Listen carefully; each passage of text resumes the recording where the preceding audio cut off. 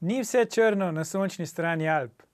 Junaki mojega tima, na čelu z Goranom Zmajem in čudežnim dečkom Dončićem, so še neporaženi na Evropskem prvenstvu v košarki, kjer je danes sicer dan odmora.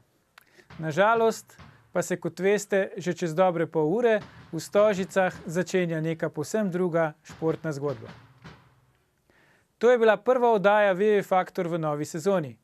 Hvala, ker ste bili z nami in ne pozabite, ni vseeno, kdo kaj reče.